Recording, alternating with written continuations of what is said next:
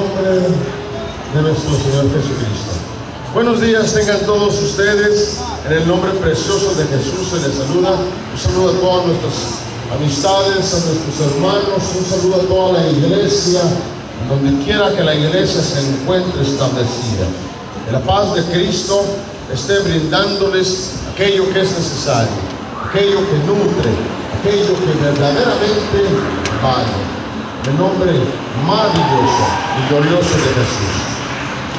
Esta mañana tenemos una predicación que lleva por nombre: hay una indisoluble conexión entre una vida reprobada y el infierno.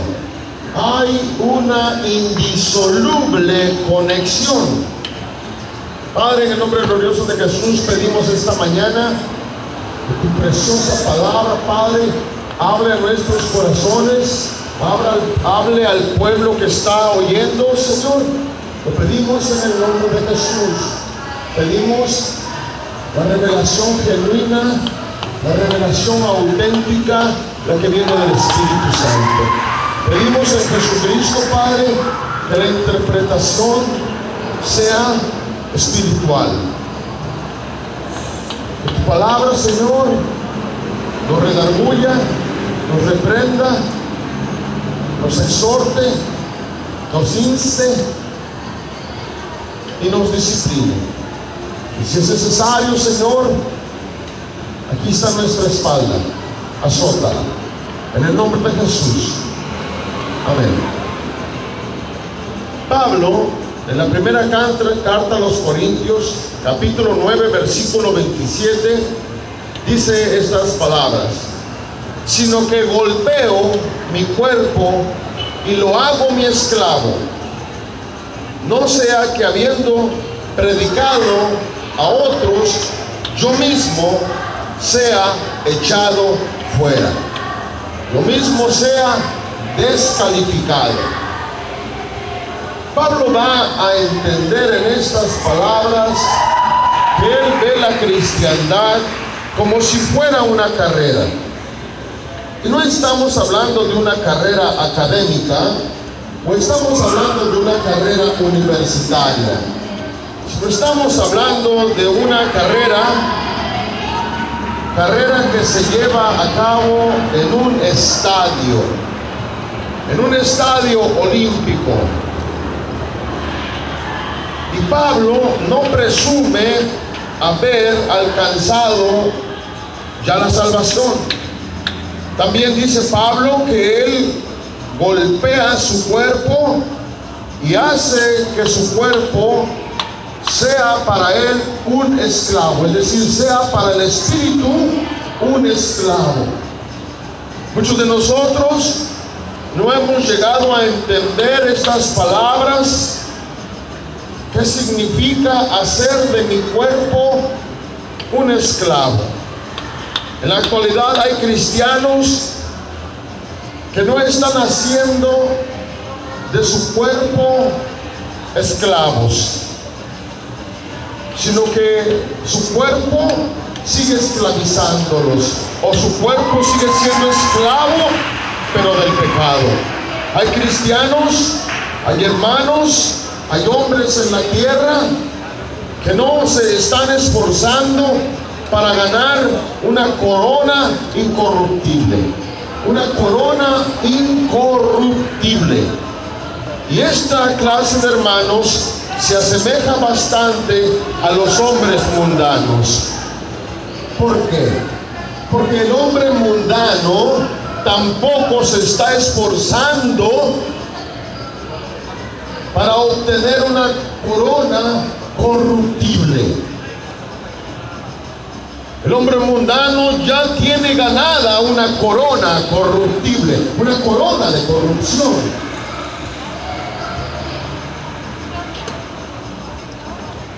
Pero el cristiano debe de esforzarse para ganar una corona incorruptible. El apóstol Pablo decía en 2 de Timoteo capítulo 4, todavía se está oyendo muy fuerte allá en el futuro arriba, hermano. me está reservada la corona de justicia que el Señor, el juez justo, me entregará en aquel día. Y no solo a mí, sino también a todos los que aman su venida. Aunque hay mucha gente que al convertirse se sienten como si ya todo hubiera terminado, como si ya todo hubiera llegado a su fin. Pablo dice en sus cartas, las cuales Pedro anticipa que son severas y algunas difíciles de entender. Pablo dice claramente que para aquellos que se esforzaron está reservada la corona de justicia. Cuando Pablo vino a convertirse, cuando Pablo se convirtió a Jesucristo, él no se sentó, sino que él inmediatamente, tan pronto como sus ojos le fueron abiertos, inmediatamente empezó a propagar el evangelio, empezó a correr ese pentatlón, empezó a correr dentro de ese estadio, empezó a correr y a llevar la palabra de Dios a otros. La palabra de Dios habla también en Lucas capítulo 16, versículo 8, que los hijos de este siglo son más sagaces en las relaciones con sus semejantes que los hijos de la luz. Eso quiere decir que muchas veces los hijos de la luz no somos sagaces, pues no hemos querido entender el evangelio como deberíamos de entenderlo. No hemos querido entenderlo con la mentalidad del Espíritu, y eso trae a nuestra vida amargas consecuencias.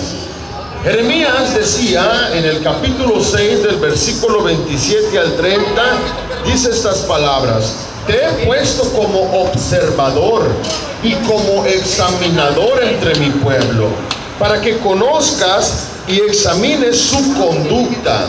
Todos ellos son rebeldes y obstinados, que andan calumniando, son hierro y son bronce. Todos ellos están corrompidos. El fuelle sopla con furor, el plomo es consumido por el fuego.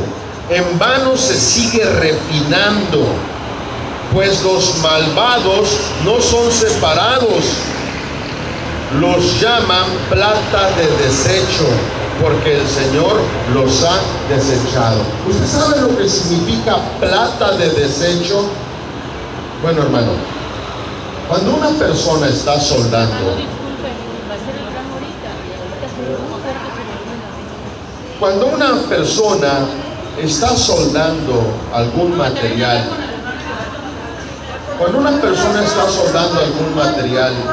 siempre la soldadura desprende chispas.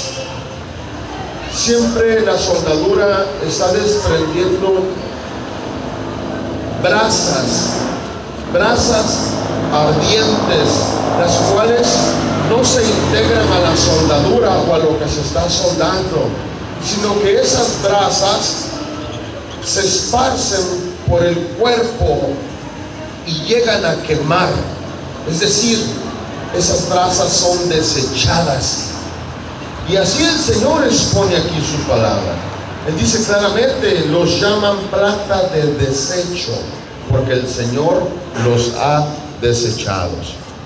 Y esto vamos a mostrarlo en el Nuevo Testamento, en el capítulo 25, versículo 41, en donde dice: entonces dirán también a los de la izquierda: apartados de mí, malditos, al fuego eterno que ha sido preparado para el diablo y sus ángeles. Acá ya Cristo no buscará más tu alma. No, puesto que tú mismo estás echándote fuera. Tú mismo te estás echando fuera de la gracia de Dios.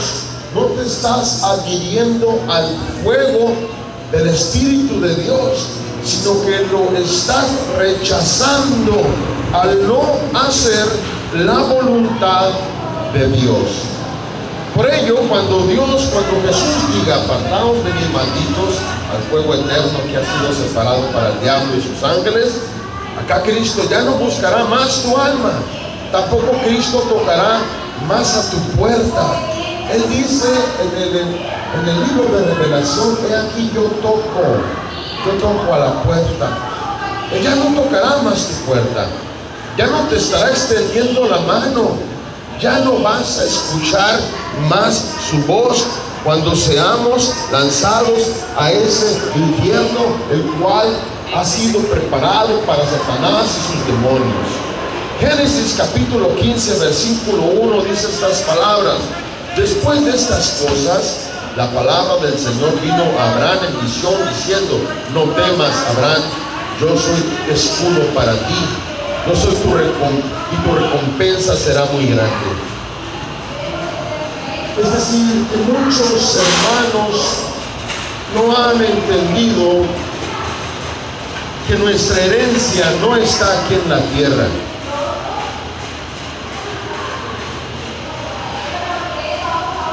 No hemos llegado a comprender que la búsqueda que tenemos que hacer es una búsqueda espiritual. Y los tesoros que tenemos que acumular son tesoros espirituales. Y lo espiritual no se ve. Tenemos que esforzarnos en este trabajo, el cual es predicar el Evangelio, predicar la salvación. Él dice, tu recompensa será muy grande por haber creído, Abraham. Yo soy tu escudo.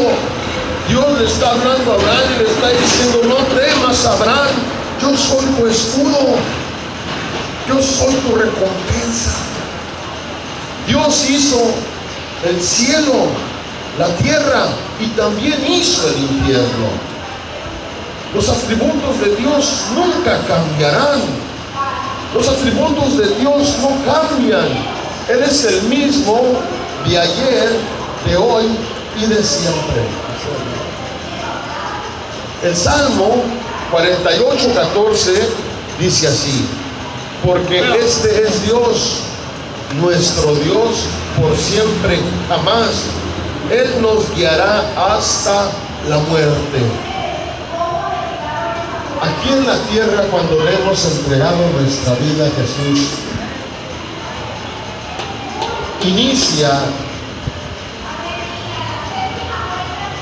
una carrera que debemos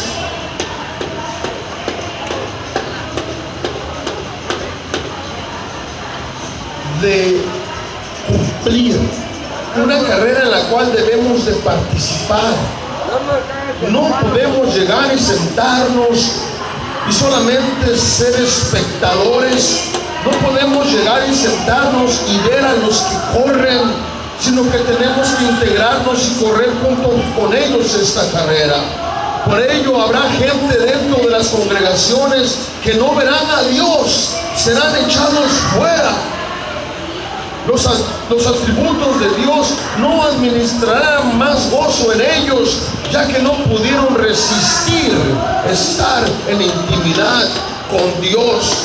Y estar en intimidad con Dios por un lapso de 5 minutos. La palabra de Dios dice que para Él un día es como 1000 años y 1000 años como un día. ¿Y quién podrá entender eso? ¿Quién podrá entender esas palabras? Eso quiere decir que cuando nosotros estamos con Dios por 5 minutos, quiere decir que estamos con Dios por el resto de nuestra vida. En Números 18:20 dice, entonces el Señor dijo a Aarón, no tendrás heredad en su tierra, ni tendrás posesión entre ellos. Yo soy tu porción y tu herencia entre los hijos de Israel. Muchos hermanos, muchos hombres y mujeres llegan a la iglesia, se convierten a Cristo, pero es una conversión a la mitad, puesto que solo al llegar a Cristo aún no han dejado atrás con sus aspiraciones en las cuestiones materiales. no han rendido,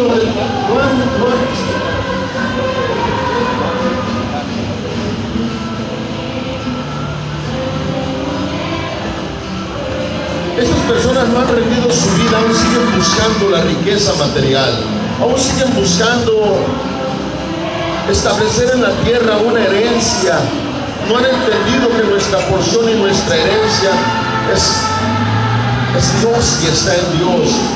Por ello, esto será el infierno de infiernos, el estar separado de los atributos de Dios. Y no solo estaremos separados de Dios, sino también estaremos separados del favor de Dios, pues está dicho que en sus favores hay luz. Y en el infierno no hay esa luz. En el infierno, amado hermano, no existe esa luz. Ahí hay un fuego consumidor, hermano. Mira, hermano, yo vengo a decirle que el malvado será echado fuera del espíritu, pues es el espíritu el que genera gozo en la vida, aún del inconverso. Es ese mismo espíritu el que nos da la providencia de Dios. Dios es el que trae pobreza a la vida de todo aquel que malgasta en caros vicios la bendición de Dios. Hay mucha gente que vive pobre, que no tiene lo suficiente y dice, ¿por qué no tengo lo suficiente? Porque estás malgastando la bendición de Dios. La estás malgastando en placeres disolutos, en vicios. Por ello Él manda la enfermedad, ya sea a él o a los hijos de este que malgasta la bendición de Dios. Y manda el Señor estos obstáculos, estas aflicciones, Él las manda para que el hombre se restrinja de pecar, para que el hombre busque de Él, aunque probablemente haya personas que crean que no pecan. Y esas personas que creen que no pecan es porque en su mente no hay convicción de pecado. Y no hay convicción de pecado porque no está en ellos el Espíritu Santo. El Espíritu Santo nos convence de pecado. Es importante convencernos de pecado. Pero hay una buena noticia para el que no se ha convencido de su pecado. Y esa buena noticia es que en el infierno Él ya no va a tener más ordenanzas de la palabra de Dios. Allá en el infierno Él ya no va a adorar o a resistir la adoración familiar, ni la predicación. En el infierno ya no habrá providencia ni convicción, ni cantos de adoración, ni cantos de jubileo. El Espíritu de Dios ya no debatirá con Él en el infierno. Como dice Jeremías en el capítulo 2, versículo 19, ahí te castigará tu propia maldad y tus apostasías te condenarán. Reconoce pues y ve que es malo y amargo el dejar al Señor tu Dios y no tener temor de mí, declara Dios de los ejércitos. Y también dice en Proverbios 13:15, el buen entendimiento produce favor, mas el camino de los pérfidos es duro. Es ese favor el que ya no va a tener el pérfido en el infierno. Mientras estés vivo puedes contar con el favor de Dios si te arrepientes de tus pecados. Mientras estés vivo puedes contar con el poder de la esperanza, con la fuerza de la esperanza que si buscas a Dios con todo tu corazón, Él se dejará encontrar por ti. No seas como dice el Proverbio capítulo 9 versículo 17, el cual dice, dulces son las aguas hurtadas y el pan comido en secreto es sabroso. Hay mucha gente que vive en pecado, que ama el pecado, que le es dulce el pecado. Has de saber y de encontrarte que el pecado es un amo muy duro. El pecado es un capataz muy duro. El pecado es un capataz muy cruel e inhumano. El pecado es severo y muy duro. El pecado es rudo, es brutal y sanguinario. El pecado es bestial y feroz, es malo y amargo, como dice Isaías. El pecado es un capataz que flagela, que azota, que encarcela, que emprisiona. Por ello debes de saber que Jesús dice: y conocerás la verdad, y la verdad te hará libre. Libre de esas prisiones, libre de esos yugos, libre de ese encarcelamiento. Aún dentro de los hermanos que están en la iglesia, muchos viven encarcelados. Muchos viven bajo ese yugo. El yugo de la ignorancia, el yugo de la escasez, el yugo de la pobreza, el yugo de la lujuria.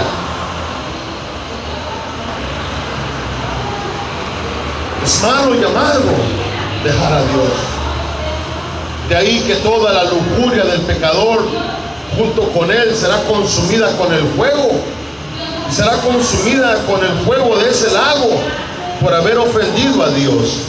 La miseria más grande del inconverso será ser echado fuera de sus placeres.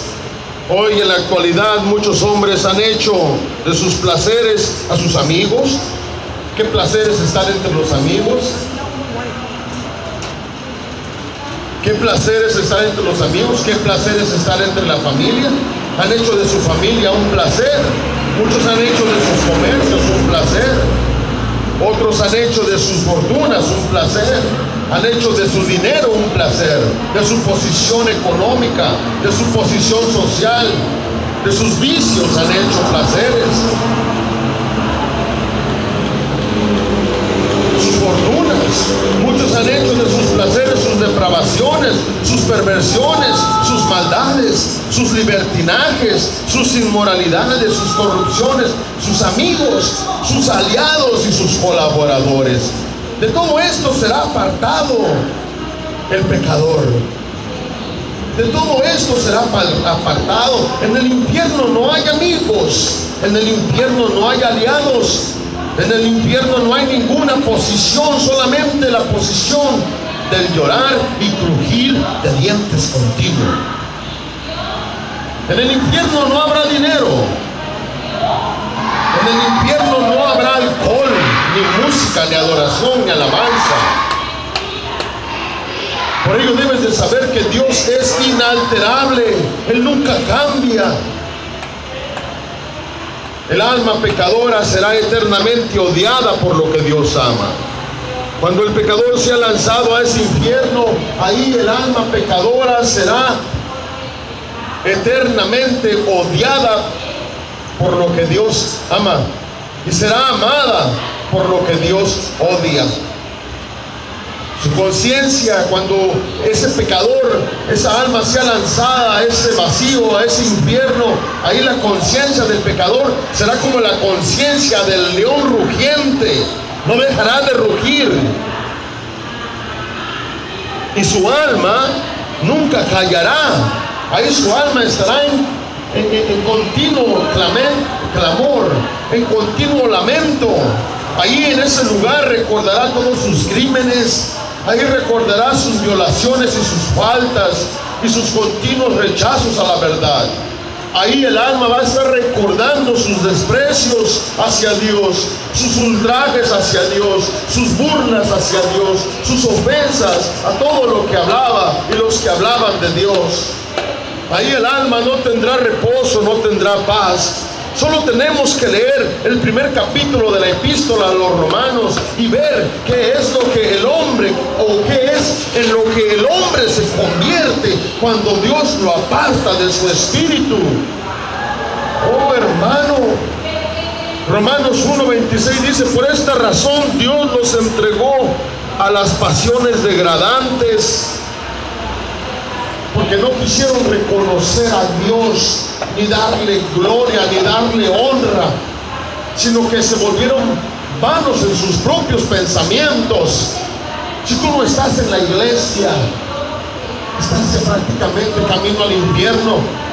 Si tú no estás trabajando para Cristo, estás trabajando para el reino de Satanás. Si tú no estás obrando para el reino de Dios, estás obrando entonces para aquello que Dios odia y detesta. Dios odia el pecado. Y si en ti hay pecado, Dios lo odia. Pero tienes la garantía que mientras hay vida, tienes el amor de Dios, porque Dios ama al pecador, pero odia al pecado. El alma pecadora será echada fuera por Jesucristo y su Santo Espíritu. Así como el hombre cuando solda, así como cuando está soldando las chispas, las brasas brotan, así él será echado fuera por Jesucristo y su Santo Espíritu. Y no solamente será echado fuera por Dios, sino también será echado fuera por sus ángeles y sus santas criaturas. La palabra de Dios dice que va a recoger el trigo, que va a recoger también la cizaña, y la cizaña los ángeles la van a echar al infierno. Serás echado fuera por sus santas criaturas, serás aún echado fuera por Satanás y sus demonios, serás echado fuera aún por ti mismo, te echarán fuera tus hijos y tu familia.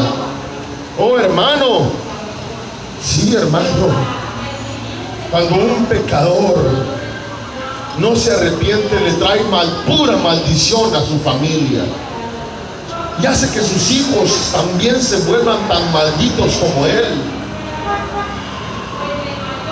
El pecado afecta a toda la comunidad, el pecado afecta a toda la nación, a toda la familia. Por ello ahí te echarán fuera tus hijos y tu familia. Esto sin mencionarte las agonías del ardor que sufrirá tu alma. Y ese ardor será provocado, amado hermano, por esas flamas, por las flamas del fuego inapagable que hay en el infierno.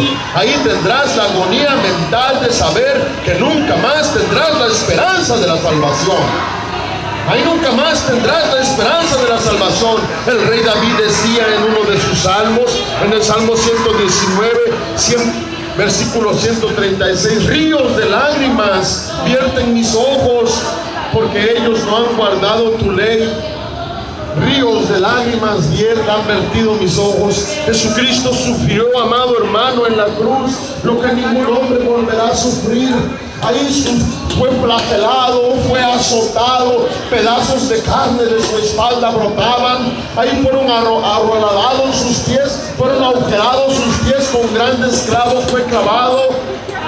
Con grandes clavos fueron clavadas sus manos, con una corona de espinas fue coronado, su frente sangró, su barba fue arrancada, su rostro fue desfigurado para que tú pudieras alcanzar la salvación. ¿Qué está pasando contigo? ¿Por qué desprecias esa salvación? ¿Por qué desprecias tanto a Jesucristo? ¿Por qué hay tanto desprecio hacia la verdad? ¿Cómo puedes amar el infierno? ¿Cómo no puede importarte lo que te sucederá, lo que le sucederá a tu alma en el infierno? ¿Cómo puedes dejar pasar por alto? ¿Cómo puedes dejar pasar por alto todo el ardor que sufrirás en el infierno? ¿Cómo no te puede importar qué has comido, qué has bebido, a quién has escuchado para que cierres tan duro tu corazón? ¿Quién te ha hecho tanto daño para que cierres tu corazón en esa manera? Allí en el infierno ya no habrá oportunidad.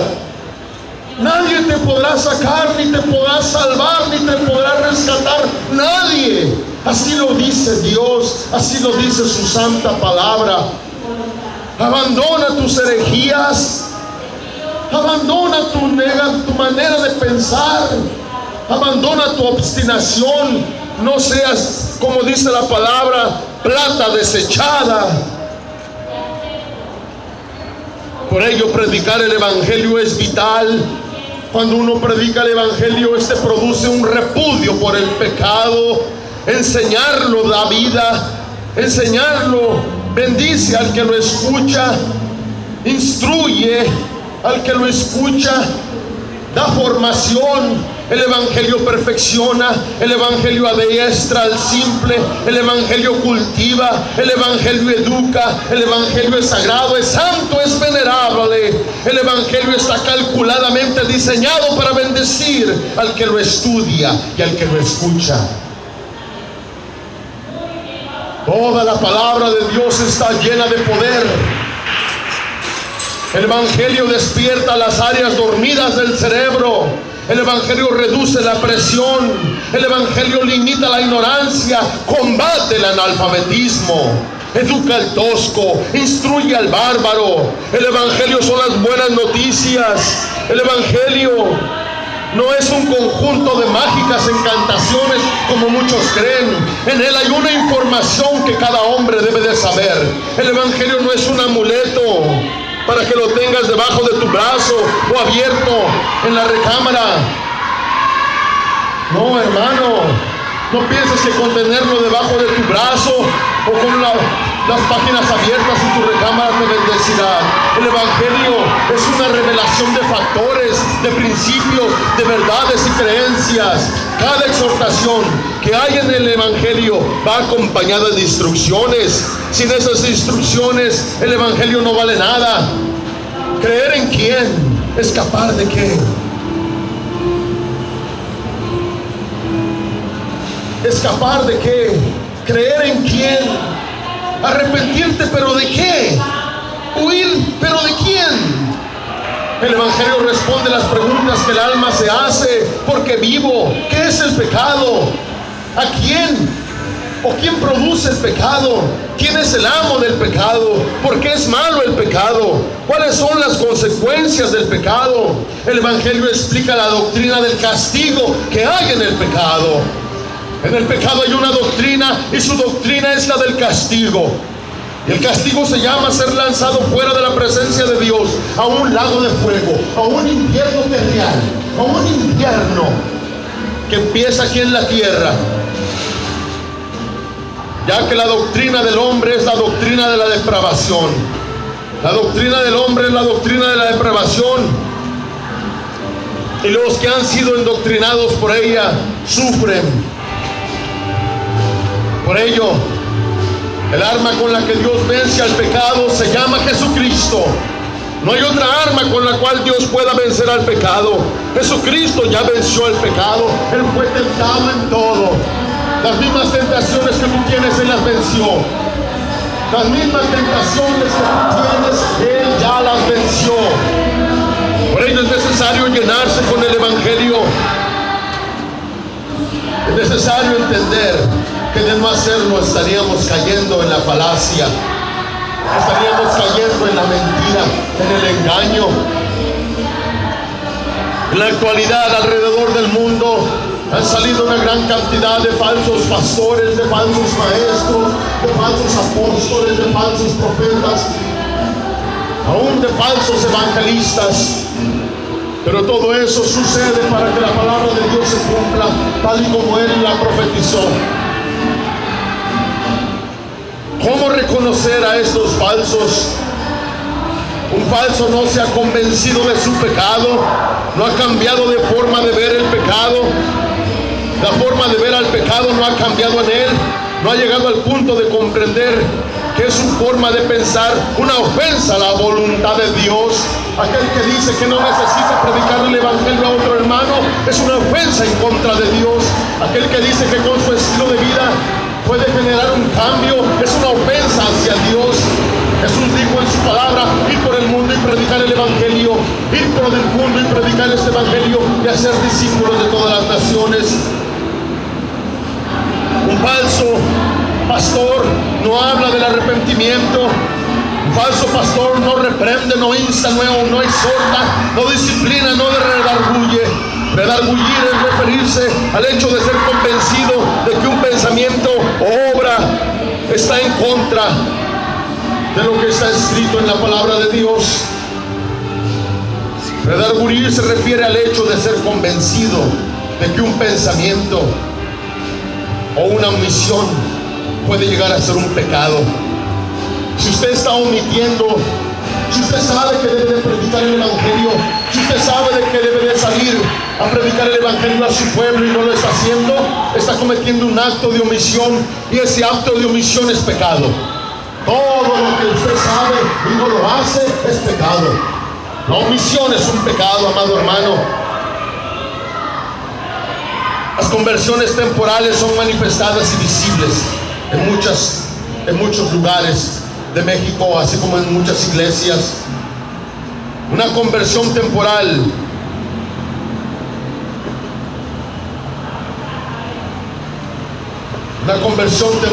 amado hermano. En estas conversiones no hay personas con convicción, y al no haber personas con convicción, no hay dedicación, y no hay dedicación, por ello no surge, no nace, no crece la devoción. Por eso tenemos que impugnar un acto cuando éste va acompañado de falta. Debemos de reprender el pecado, de denunciarlo. La falta de observación de Cristo conduce a la verdadera conversión. La conversión temporaria, amado hermano, no conduce a la salvación. La conversión temporaria no conduce a la salvación. Solamente una conversión verdadera puede conducirnos a la eterna salvación. Hoy es el día favorable, hoy es el día aceptable, hoy es el día de la salvación, hoy es el día en el que Dios está hablándonos a todos nosotros, a que nos esforcemos, a que golpeemos nuestro cuerpo, a que lo hagamos nuestro esclavo y salgamos a predicar el evangelio. Salgamos y generemos un cambio en nuestra nación. Salgamos y no quedemos descalificados. Hoy tú puedes dictar, amado hermano. Hoy tú puedes definir tu final. Hoy tú puedes entregarle tu vida a Jesucristo. Hoy tú puedes recibir una verdadera conversión y no ser solamente un observador, sino también un participador de esta carrera. No permitas que sigas siendo plata de desecho tu vida. Examina tu vida, examina tu obra, porque Dios probará la obra de cada uno de nosotros. Y si tu obra no permanece, hermano, será derretida, dice la palabra de Dios, que la obra será probada con fuego, porque solamente el fuego puede derretir una mala soldadura. Solamente el fuego puede derretir una mala soldadura. Esta mañana yo te vengo a invitar una vez más a que recibas a Jesucristo en tu corazón. Solo tienes que repetir conmigo estas palabras: Señor Jesucristo, hoy te recibo en mi vida. Hoy confieso con mi boca que tú eres el Hijo de Dios, el que murió en una cruz, el que resucitó para que hoy yo tenga el perdón de mis pecados y la vida eterna. Señor Jesús, me arrepiento de mis pecados. Me arrepiento de haber vivido una vida obstinada, de haber sido rebelde. Hoy, Señor, quiero ser un cristiano verdadero. Promueve en mi corazón el arrepentimiento genuino. Promueve en mi vida un estilo de vida nuevo. Promueve en mi vida, Señor, tus favores. No me apartes de ellos. No me apartes de tu luz ni de tu gracia. Sigue derramando sobre mi vida, Señor, tus eternas bendiciones. Ahora por último te pido, Señor, en el nombre de Jesús, inscribe mi nombre en el libro de la vida, para cuando vengas no tenga yo que ser lanzado fuera de tu presencia y ser avergonzado, Señor. En el nombre de Jesús te lo pido. Amén. Hermano, tu salvación no está lejos de ti. Tu salvación no está lejos de ti. Dios no está lejos de ti.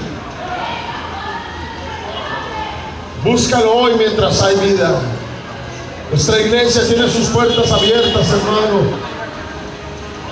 y te recibe para brindarte un lugar, hermano. No lo desprecies. ¡Viva México para Cristo! ¡Viva México para Cristo! Viva México para Cristo. Padre, en el nombre glorioso, maravilloso, majestuoso de Jesucristo, venimos a darte gracias y a pedirte, Señor, por nuestra familia.